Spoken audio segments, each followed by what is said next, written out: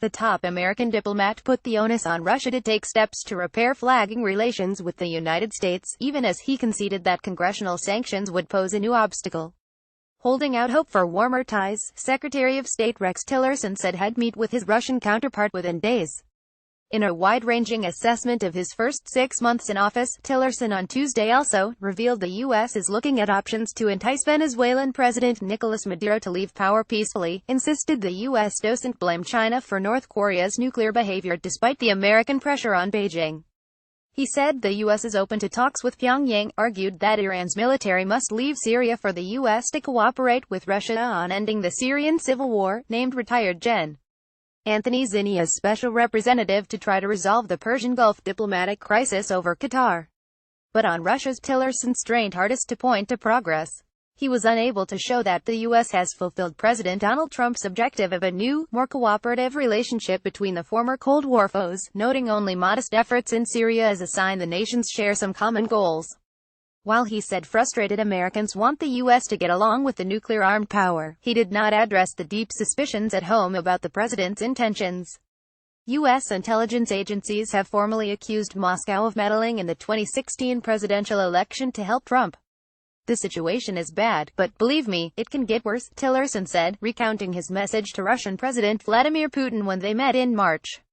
And it just did. Putin this week ordered the U.S. to dramatically cut its diplomatic presence in Russia, solidifying the conclusion that a Trump drive-in détente with Moscow hasn't come to pass. Though ostensibly in retaliation for a similar U.S. move last year under President Barack Obama, the Russian action came just after Congress voted to slap Russia with more economic sanctions, and to include new requirements making it far harder for Trump to ease the penalties. Neither the president nor I are very happy about that, Tillerson said of the sanctions bill. The diplomat had urged lawmakers not to proceed. We were clear that we didn't think that was going to be helpful to our efforts, but that's the decision they made. Trump plans to sign the bill nevertheless, another potent reminder of the political baggage that has beset his efforts to mend ties to Russia.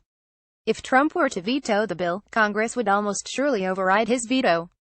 At a time when the FBI and congressional committees are investigating possible Trump campaign collusion with Russia, a veto override would make it look like lawmakers were rejecting a Trump effort to protect Moscow from U.S. punishment. Though the White House said the bill was still being reviewed, Press Secretary Sarah Huckabee Sanders said Trump will sign it. Vice President Mike Pence, traveling Tuesday in the former Soviet Republic of Georgia, sought to reframe the sanctions as a further sign of our commitment to counter Russian aggression in the region. The President and our Congress are unified in our message to Russia: a better relationship. The lifting of sanctions will require Russia to reverse the actions that caused the sanctions to be imposed in the first place, Pence said. And not before. The U.S. hasn't said how many of its diplomats will have to leave Russia to comply with Putin's order that the U.S. cut its diplomatic personnel to 455. Tillerson suggested the action was expected, given the domestic pressure on the Russian leader to retaliate for steps Obama took to punish Russia after U.S. intelligence agencies concluded Moscow meddled in the election. Any leader of any country has their whole population watching them as well, Tillerson said. He felt he had to do something. Does it make our life more difficult? Of course.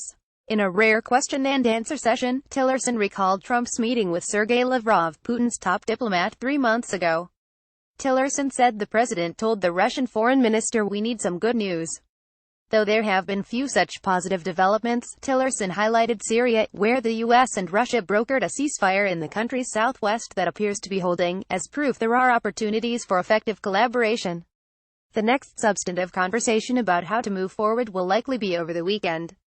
Tillerson said he plans to meet Lavrov on the sidelines of a regional summit in Manila, Philippines.